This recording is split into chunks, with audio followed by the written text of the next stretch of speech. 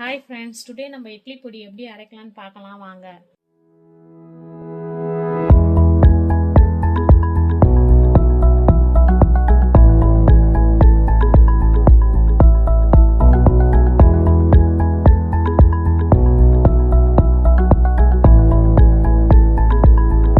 வாங்க வீடியோ உள்ள போகலாம்.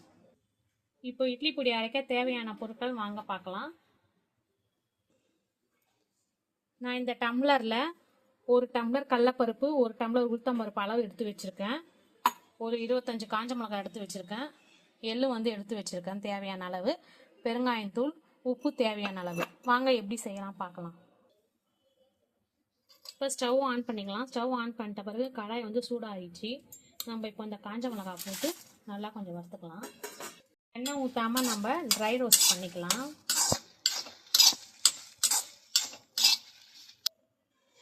இப்போ இது ரோஸ்ட் ஆகிடுச்சு. நம்ம இது ஒரு தட்டில் எடுத்து வச்சுக்கலாம்.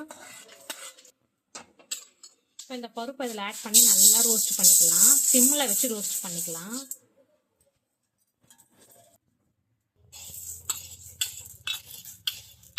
ஹை ஃப்ளேமில் வைக்கும் போது உங்களுக்கு தீ பிடிச்சிடும். அதனால் சிம்லேயே லைட்டாக மிடில் தீலையே வச்சுட்டு நல்லா ஃப்ரை பண்ணி விட்டுக்கோங்க. ஒரு 10 நிமிஷத்துக்கு அதுவே நல்லா பொன்னிறமாக ஆகிடும்.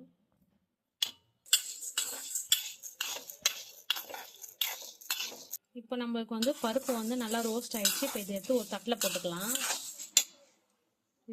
லைட் சிம்மில் வச்சுட்டு நம்ம எள்ளை போட்டுக்கலாம்.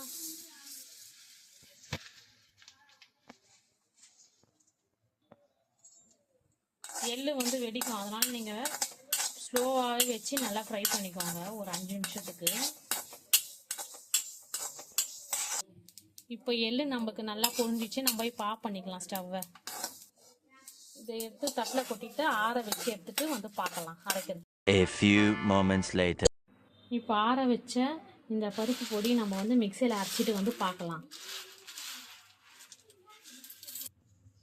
இப்போ இதில் பெருங்காயத்தூள் ஆட் பண்ணிக்கிறேன். நான் கொஞ்சம் உப்பு ஆட் பண்ணிக்கலாம். அரைச்சிட்டு பார்க்கலாம். இப்போ இட்லி பொடி நம்மளுக்கு ரெடி ஆயிடுச்சு. நான் ஒரு பாக்ஸில் போட்டு மூடி வச்சுக்கிறேன் நல்லா டைட்டாக.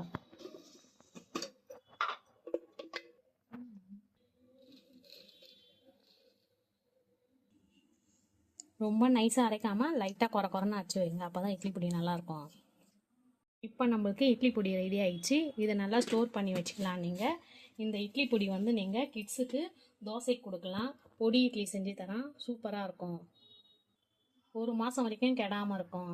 அரைச்சி வச்சுக்கினா நீங்கள் கமெண்ட்டில் சொல்லுங்கள். இந்த வீடியோ பிடிச்சிருந்தால் லைக் பண்ணுங்கள், ஷேர் பண்ணுங்கள், சப்ஸ்கிரைப் பண்ணுங்கள். தேங்க்யூ ஃபார் வாட்சிங்.